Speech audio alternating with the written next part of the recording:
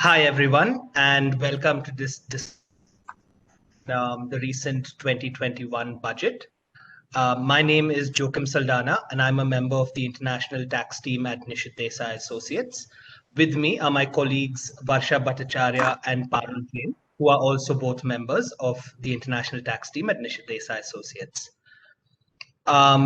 In today's discussion, we are primarily aiming to discuss a few of the changes the budget has introduced that we think have an impact on M&A transactions and the general M&A landscape in India. The first point we thought we'd discuss today was the budget change regarding goodwill. As you know, goodwill is an intangible asset that typically arises in the context of an acquisition and is typically the difference between the price a purchaser pays for the acquisition of a business and the fair market value of that business. Now, under the Income Tax Act, Section 32, certain assets are designated as being depreciable, and these include tangible and intangible assets.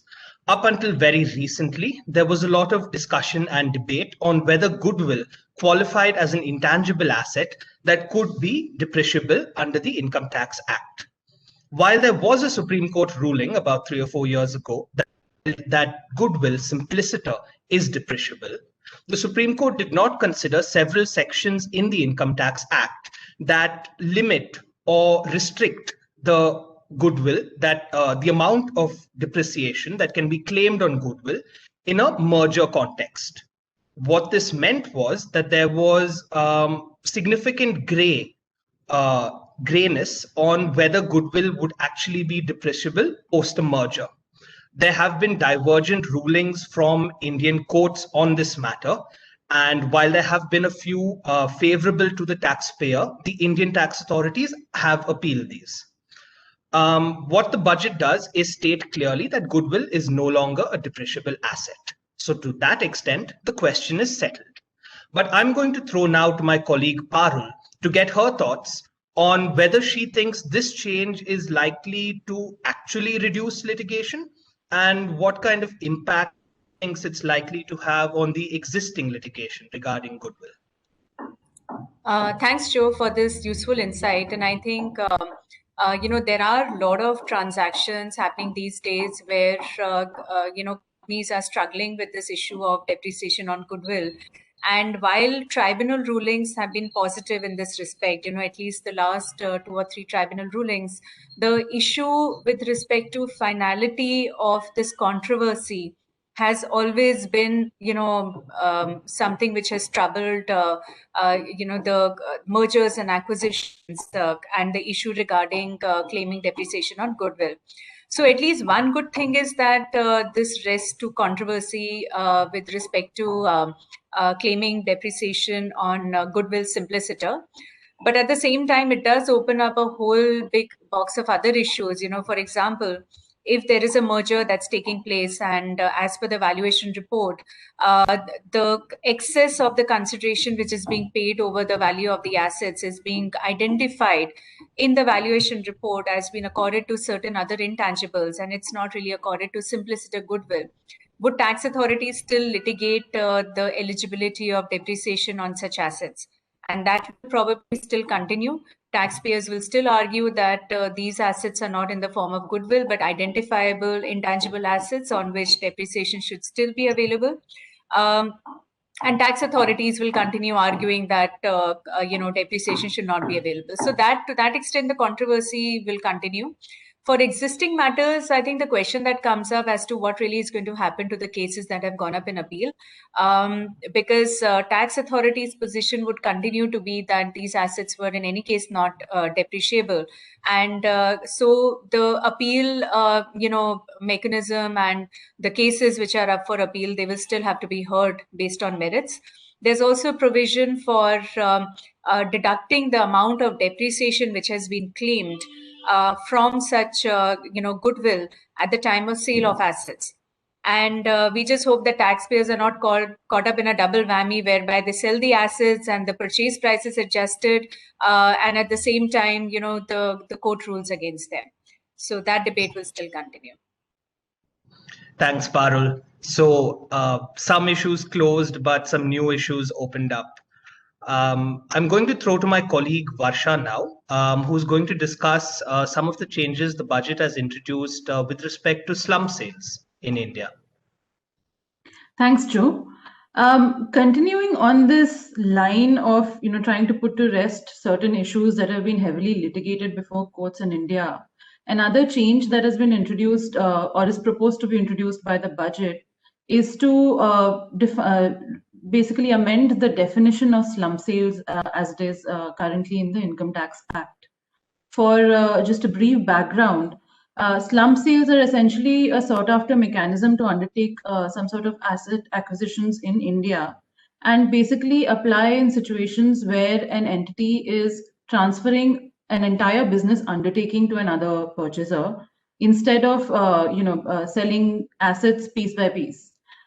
This gives the seller a beneficial tax treatment because if the seller has held the undertaking for 3 years or more, they qualify for the long-term concessional tax rate, which in a case of itemized sales, they would need to look at asset by asset and may not qualify for that long-term qualification for each asset. The controversy that has been put to rest by this amendment is that is a question as to whether slum sale applies only to sale for monetary consideration or also other types of transfers such as transfers for exchange for assets in exchange. For example, if an entity transfers an entire business undertaking and in return is given or issued shares of the purchaser entity, there was a debate earlier whether this would be a slump sale for purposes of the Income Tax Act. Courts have taken a divergent view on this based on the definition of slum sale as it was in the Income Tax Act, which said transfer by way of sale, to mean that the term transfer is to be looked at restrictively when you're looking at a slum sale. The amendment does away with the sale requirement in the definition and says transfer by any means, and goes on to clarify that with an explanation saying the transfer would mean transfer as the meaning is under the Income Tax Act, which we all know is a wider definition and includes exchanges, extinguishment, and relinquishment. So definitely puts the heavily litigated issue to rest, brings some amount of certainty to taxpayers in terms of what the treatment is going to be going forward. Yet there does remain a question as to what this does for open cases currently, because the way the amendment has been couched is that it's a clarificatory amendment and is meant to clarify what was always intended in the Act. So then there is a question outstanding as to whether this affects ongoing litigation or it will only apply going forward from this assessment year onwards. But definitely a welcome change in terms of what it does in providing certainty and opening up options for structuring and acquisitions in India. Yet another change that has been doing the rounds and been positive from that perspective is the limitation on the period during which a tax assessment can be reopened. So I'm going to put this to you, Parul. Could you tell us a bit about this, what this change is and how it will affect taxpayers that are looking to do business in India? Yeah, sure, Varsha.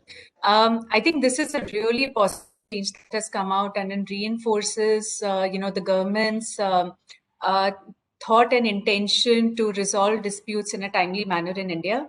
Currently, the period of limitation for opening up assessments is 6 years. And we would see, in any transaction that tax indemnities would be heavily negotiated and the amount would be based on this period of limitation. So this period of limitation is now come down to 3 years from 6 years. So we will see the cost of indemnities going down. We will see some sort of relief where foreign investors are also concerned because, there is a time-bound manner within which assessments can be opened and it cannot go beyond 3 years. Practically also, we used to always, when we used to look at matters, the chances of an assessment being opened after 4 or 5 years was really low unless and until, some really big information came in the hands of the tax officer. So the 3 years limitation period makes a lot of sense. It'll ease up doing business in India. And interestingly, it has also brought down the period of limitation for indirect transfers from 16 years to 3 years. So I think that's a very big and a welcome change. And I think we would invite all our listeners to listen more about the dispute resolution in another podcast and another session that we have on this issue. Thank you, Varsha, and thank you, Parul, for your valuable insights. And thank you, everyone, for joining us for this discussion. For more information, please visit our website, www.nishitdesai.com, or don't hesitate to contact any of the three of us. Our contact details are available on the website. Thank you.